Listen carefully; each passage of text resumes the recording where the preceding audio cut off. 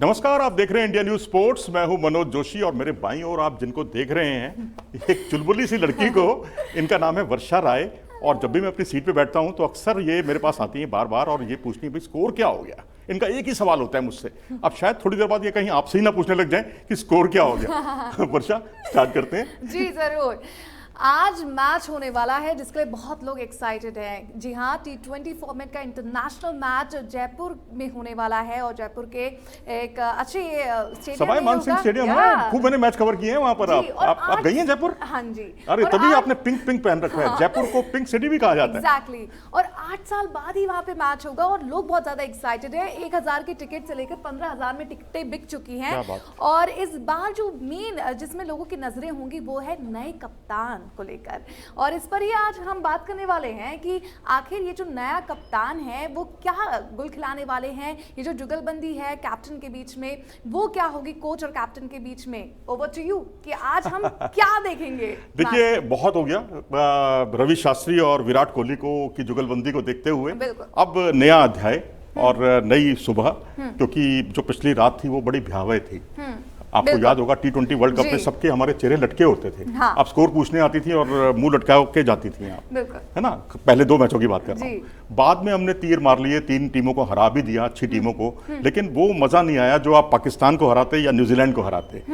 तो अब यहाँ पर दोनों के बीच में ट्यूनिंग अच्छी बनती हुई दिखाई दे रही है, क्योंकि राहुल द्रविड़ के पास बहुत अच्छा खासा तजुर्बा है। अगर हम देखें तो पुराना जितना भी उनका, हमारी टीम में जितने भी खिलाड़ी हैं उसमें कहीं ना कहीं वो अंडर 19 में खेले हैं या फिर वो इंडिया ए में खेले हैं। और दोनों के वो कोच रह चुके हैं, एनसीए में रहे हैं। तो एनसीए में करता धरता थे एनसीए के, तो उससे बड़ा फर्क पड़ता है। तो इसलिए मतलब मुझे नहीं लगता कि कोई नई सुबह जरूर है, लेकिन चेहरे वही हैं। और राहुल द्रविड़ को बस अब मुख्य धारा में वो आ गए हैं, बस इतना फर्क है। और अब उन प्लेयर्स की बात करें, यंगस्टर्स भी इस बार हमें देखने को मिलेंगे इस T20 फॉर्मेट मैच में। तो यंग प्लेयर्स के बारे में आप क्या कहना चाहेंगे? देखिए, प्लेयर्स जो हैं अब नए चेहरे हैं कई। अब ऋतुराज गायकवाड़, उनको हर कोई देखना चाहता है, जिन्होंने आईपीएल में वो एक आईपीएल की खोज साबित हुए। और उसके अलावा अगर आप देखें तो वेंकटेश अय्यर, उनको भी हर कोई देखना चाहता है। एक ऑलराउंडर हैं और भविष्य के जिसे कहते हैं ऐसे ऑलराउंडर जिसकी भारत को बहुत अरसे से तलाश है। और उसके अलावा श्रेयस अय्यर जो अब लौटे हैं, वापसी की है। अब सवाल है इन तीनों में से कौन खेलेगा। अब यहाँ ये बड़ा दिलचस्पी है, आप किसको चाहती हैं? मैं तो आपसे पहले मैं आपसे पूछता हूँ, तीनों में से ऋतुराज गायकवाड़, वेंकटेश अय्यर और तीसरे Shreyas Iyer. I'll go with Rituraj Gaekwad. चलिए, इनकी राय मुझसे थोड़ी मिलती नहीं है। ऋतुराज गायकवाड़ से मुझे कोई परहेज नहीं है। बहुत अच्छे प्लेयर हैं, बहुत आला दर्जे के प्लेयर हैं, बहुत शानदार उन्होंने बल्लेबाजी का प्रदर्शन भी किया है। और चाहे फाइनल मुकाबला हो, चाहे जितने भी मुकाबले आपने देखे, उन्होंने बहुत अच्छा सधा हुआ खेल दिखाया है। लेकिन मैं वेंकटेश अय्यर के साथ जाना चाहूँगा और उसकी बड़ी वजह यह है। आपकी वजह क्या है? आप क्यों ऋतुराज गायकवाड़ के साथ जाना चाहती हैं? यंगस्टर हैं काफ़ी अच्छे और इसलिए काफ़ी ज़्यादा जब भी मैंने उनको खेलते हुए देखा है तो एक नई ऊर्जा लगती है कि कोई यंगस्टर फिल्म में उतर कर आ गया है और अब ये मैच में कोई ना कोई चेंजेस कर देगा। और मुझे आज भी उनसे यही उम्मीद है। वेंकटेश अय्यर के साथ मेरे जाने की वजह यह है कि भारत के जो हारने की वजह थी वो थी एक अच्छे ऑलराउंडर का ना होना और दूसरा छठे बॉलर का ना होना। ये दोनों जरूरतें जो है वेंकटेश अय्यर पूरी करते हैं। अगर हमने पुराने हालिया परफॉर्मेंस से हालिया कोई सबक नहीं सीखा तो फिर आगे बढ़ने का कोई मतलब नहीं है, वही गलतियां बार बार करते रहेंगे। तो इसलिए वेंकटेश अय्यर जो हैं, एक तो आपके छठे बॉलर की जो कमी है उसको दूर करते हैं और वो बल्लेबाजी अच्छी करते हैं और एक ऑलराउंडर हैं। हार्दिक पांड्या नहीं है तो क्या हुआ, ये तो है ना।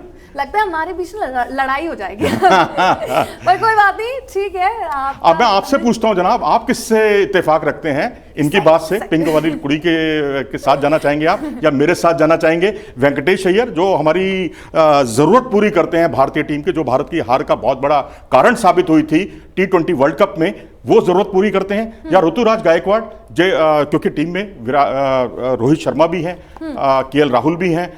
ऋतुराज गायकवाड़ के आने से मैं समझता हूं अभी एक लग्जरी है, उनको अभी बिठाए रखें। ड्रेसिंग रूम में बहुत कुछ सीखने का उसको उस खिलाड़ी के पास अवसर रहेगा। तो आने वाले समय में वो भारतीय टीम के लिए बहुत बड़ा तुरूप का इक्का या एसेट साबित हो सकता है। बिल्कुल बिल्कुल बिल्कुल। चलिए आइए आगे बढ़ते हैं और बात करते हैं ऑस और टॉस की। अब इसमें देखा गया है जो स्टेडियम में मैच हुए, पहले जो 15 ऐसे मैचेस थे जिन्होंने बैटिंग सबसे पहले की है वो मैच जीतकर अपने घर वो ट्रॉफी लेके जा चुके हैं। तो इस बार ऑस और टॉस का फैक्टर कितना इस मैच में जीत और हार साबित होगी? देखो वर्षा, ऐसा है कि यहाँ जो मुकाबले हो रहे हैं सवाई मानसिंह स्टेडियम में, ये पहला अंतर्राष्ट्रीय T20 मुकाबला हो रहा है। इससे पहले कोई अंतर्राष्ट्रीय T20 मुकाबला नहीं हुआ है। आईपीएल में हुआ था 2019 में, वहां पर रनों का अंबार लगा था। रन खूब बनते हैं यहाँ पर, गेंद विकेट पर आती है, बल्ले पर आती है, और ग्राउंड क्योंकि बड़ा है इसलिए स्पिनर्स की भूमिका भी यहाँ बहुत महत्वपूर्ण होने वाली है।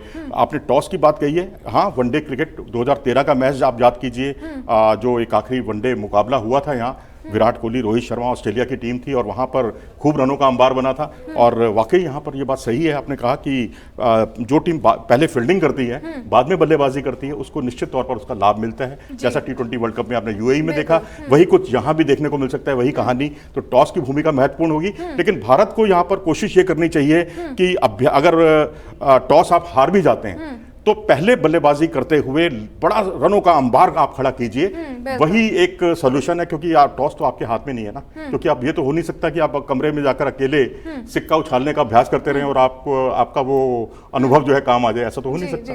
जी, तो आप क्या सजेस्ट करेंगे अगर टॉस वो जीते तो उन्हें? Fielding, of course fielding. जो भी टॉस जीतेगा फील्डिंग ही चुनेगा, तो फील्डिंग चुनना ही बेहतर है। क्योंकि यहाँ भी अब सर्दियां मौसम आ गई, देखिए आपने भी गर्म कपड़े निकाल लिए हैं, अब मैं भी गर्म कपड़े निकालने वाला हूँ, मैं भी निकालने वाला हूँ गर्म कपड़े। और यहाँ पर क्योंकि जयपुर में मौसम ठंडा है और रातें वहाँ की राजस्थान की बहुत ठंडी होती हैं, और वहाँ पर अगर ओस जैसे गिरती है तो निश्चित तौर पर जो बाद में फील्डिंग करेगी टीम, बॉलिंग करेगी, तो गेंद जो है हाथ से स्लिप करेगी। तो कलाई के स्पिनर्स हों चाहे फिंगर स्पिनर्स हों, दोनों को परेशानी हो सकती है। जी, अब अगर स्टेडियम की बात करें, इस बार जो पिच का मिजाज है वो किस तरह का देखने को मिलेगा? बैटिंग विकेट है, यहाँ खूब रन बनेंगे, और खूब रन बनेंगे तो खूब मजा आएगा। आपको चौके छक्के देखने को मिलेंगे। जब चौके छक्के देखने को मिलेंगे तो दर्शक जो है उनकी बल्ले बल्ले हो जाएगी, वो भी अच्छा इसको लाइक करेंगे, पसंद करेंगे। तो वही है कि मतलब ग्राउंड बड़ा है, यहाँ पर स्पिनर्स जो है उनका रोल बहुत बड़ा होने वाला है। अब बात करें न्यूजीलैंड टीम की, तो आपको क्या लगता है कि इस बार किसके वजह से अड़चनें खड़ी हो सकती हैं मैच के बीचों बीच, कि भारत को लगेगा कि अच्छा कहीं ना कहीं गेम बदलता हुआ नजर आ रहा है? कुछ ऐसा देखने को मिल सकता है? देखिए, मार्टिन गप्टिल हैं और उनके डेरिल मिचेल हैं। डेरिल मिचेल, वही डेरिल मिचेल जिन्होंने अपने दम पर जो मैच जितवाया था, जो मेहनत की थी सारी सेमीफाइनल में। अगर आप देखें तो निशम गेम चेंजर साबित हुए और उसको अंजाम तक पहुंचाने का काम किया मिचेल ने। गप्टिल हैं, गप्टिल 3000 से ज्यादा T20 रन बना चुके हैं, और रोहित शर्मा ने भी वही कमाल किया है। इनसे ऊपर अब एक ही खिलाड़ी है और उसे आप जानती हैं, विराट कोहली। अब विराट कोहली का जो रिकॉर्ड है ना, मतलब जो सबसे ज्यादा रनों का, उसको तोड़ने का मौका रोहित शर्मा के पास भी रहेगा, गप्टिल के पास भी रहेगा। विलियमसन नहीं है प्लानिंग के तहत, क्योंकि वो टेस्ट मैच की तैयारी कर रहे हैं। तो बीच में आपके पास चैपमैन है, साइफर्ट है। साइफर्ट जो है उनके विकेट कीपर बल्लेबाज, हालांकि उनका औसत और अगर आप परफॉर्मेंस देखेंगे बहुत औसत दर्जे का है, लेकिन भारत के खिलाफ वो बहुत अच्छा प्रदर्शन करते हैं। जब भी कभी इंडियन टीम सामने आती है, जितने भी उनका अगर आप देखें, स्ट्राइक रेट भी उनका 156 के आसपास है, जो बहुत अच्छा माना जाता है T20 क्रिकेट में। उसके अलावा अगर आप उनका औसत देखेंगे, वो भी बहुत आला दर्जे का है, बहुत शानदार है। तो ये 3-4 प्लेयर जो हैं खासतौर पर परेशान कर सकते हैं। ओके, और अगर स्पिनर और फास्ट बॉलर की बात करें तो भारत किन को मैदान में उतार सकता है? देखिए, भारत के स्पिनर्स जो हैं, और प्लेइंग 11 पे भी हम बात करेंगे, अच्छा आपने याद दिलाया।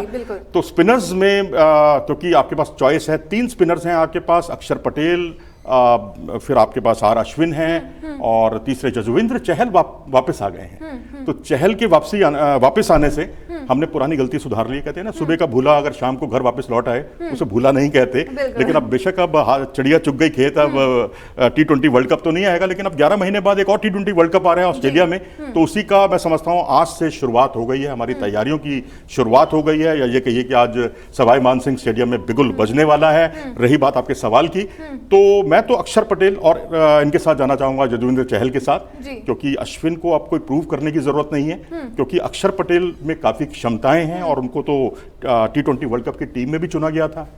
लेकिन उसके बाद उनको आखिरी मौके पर टीम से बाहर का रास्ता देखना पड़ा, क्योंकि बाद में जो एक परिवर्तन किया था टीम के अंदर, उससे उनको बाहर बैठना पड़ा था। तो मैं समझता हूं कि ये 2 स्पिनर्स बेहतर रहेंगे। लेकिन यहाँ जो सबसे बड़ी बात है ना, जो सबसे चैलेंजिंग काम है, वो है उनके जो स्पिनर्स हैं, दोनों स्पिनर्स बहुत आला दर्जे के हैं। मिचेल सेंटनर को खेलने में बहुत परेशानी आती है, रोहित शर्मा को भी बहुत दिक्कत आई है, और उसके अलावा ईस्ट सोडी, विराट कोहली तो अब नहीं खेल रहे, विराट कोहली के लिए बहुत बड़ी अबूझ पहेली बने हुए हैं। लेकिन सबसे अच्छी बात जो शायद श्रोता भी मुझसे इत्तेफाक रखेंगे इस बात से, कि उनको वो लेफ्ट आर्म जो लेफ्टी बैट्समैन हैं उनके सामने उनकी नहीं चलती। तो अब ये दोनों स्पिनर्स के सामने अगर हम ज्यादा से ज्यादा बाएं हाथ के बल्लेबाज को खिलाएं, आप देखिए वेंकटेश अय्यर बाएं हाथ के बल्लेबाज हैं, ईशान किशन बाएं हाथ के बल्लेबाज हैं, ऋषभ पंत बाएं हाथ के बल्लेबाज हैं, और ये तीनों ने अगर इन दोनों गेंदबाजों की अच्छी खासी कुटाई कर दी ना, तो ये समझिए कि 8 ओवर में हम 80 प्लस रन अगर बना लेते हैं तो फिर मैच मुट्ठी में आ सकता है। काफी अच्छे चांसेस हैं हमारे जी। तो 7 बजे का बस वेट है कि 7 जैसे ही बचेंगे तो हमें कुछ ना कुछ अलग ही इस बार देखने को मिलेगा। प्लेइंग 11 की बात कर लेते हैं। हाँ जरूर, प्लेइंग 11 है ना। हाँ। ओपनर मैं तो चाहूंगा कि अभी ऋतुराज गायकवाड़ के साथ आप जाएंगी, लेकिन मैं जाना चाहूंगा क्योंकि अभी हम हार के आए हैं, ये हमें नहीं भूलना चाहिए। बड़ी कड़वी यादें हैं, हमारे हंसते हंसते चेहरे जो है ना वो एकदम लटक जाते हैं, मुरझा जाते हैं। तो मैं चाहता हूं कि अपनी फुल स्ट्रेंथ टीम के साथ आप उतरें, और ये सीरीज हर कीमत पर आपको जीतनी है, हारना मना है, बिल्कुल हारने के लिए कोई गुंजाइश नहीं है। चाहे आप यंगस्टर्स को मौका बाद में दीजिए, चाहे आप 2 मैच जीतिए उसके बाद तीसरे में यंगस्टर्स को उतारिए, लेकिन एक यंगस्टर को आप उतार सकते हैं, 1 या 2 को, इससे ज्यादा मत उतारिए।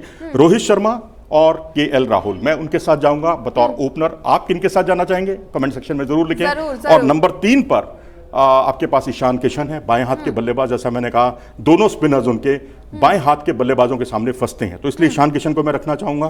फिर चौथे नंबर पर मैं रखना चाहूंगा सूर्य कुमार यादव, फिर उसके बाद फिर एक और लेफ्टी बल्लेबाज ऋषभ पंत, और फिर एक और लेफ्टी बल्लेबाज ऑलराउंडर वेंकटेश अय्यर, और उसके बाद 5 विशुद्ध रूप से गेंदबाज, जिसमें अक्षर पटेल, और स्पिनर दूसरे स्पिनर जजविंदर चहल, और 3 पेसर हैं आपके पास। मोहम्मद सिराज को आप रखिए, भुवनेश्वर कुमार को रखिए, और एक आप चॉइस कर सकते हैं, या भुवनेश्वर कुमार खेलते हैं तो मुझे लगता है मोहम्मद सिराज, और तीसरे आप जो हैं आवेश खान को रख सकते हैं अगर यंगस्टर को मौका देना है तो।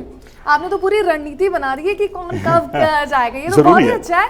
और आप लोगों का क्या कहना है कि आप सर की बातों से कितना ताल्लुक रखते हैं, कि अगर आपको भी थोड़े चेंजेस आपको लग रहा है कि टीम में करने चाहिए, तो हमें भी कमेंट सेक्शन में लिखकर जरूर बताइएगा, कि हमें भी आइडिया हो कि आप क्या सोच रहे हैं। तो 7 बजे बहुत एक्साइटिंग मैच होने वाला है, और टिकटें बिक चुकी हैं, मैच जो पूरा स्टेडियम में खचाखच भरने वाला है, और हम भी बहुत ही ज्यादा एक्साइटेड हैं कि हम पल पल के अपडेट इनके साथ शेयर करते रहेंगे, और हम दोनों तो बैठकर देखने ही वाले हैं मैच। चलिए आप बैठकर देखेंगे। हाँ। आप स्कोर पूछने नहीं आएंगे आप। चलिए इस बार तो क्योंकि T20 वर्ल्ड कप के बाद अब मुझे भी सभी को बहुत ही ज्यादा उम्मीद है कि इस बार भारत जीतेगा, क्योंकि एक नए कैप्टन के साथ, एक नए कोच के साथ कुछ नए फॉर्म में आने वाले हैं, और सभी बहुत ही ज्यादा एक्साइटेड हैं इस नई टीम को देखने के लिए। चलिए, अगर आपको ये वीडियो पसंद आया हो तो इसे लाइक करें और हमारे चैनल को सब्सक्राइब करें। और भी कुछ रटी बात बोल दीजिए कुछ। हाँ, लाइक सब्सक्राइब करना मत भूलिएगा, और कमेंट सेक्शन में अपने व्यूज बताइएगा कि आप सर की बात से सहमत हैं या मेरी बात। चलिए, बेल आइकन की चलते चलते घंटी भी बजा दीजिएगा। नमस्कार।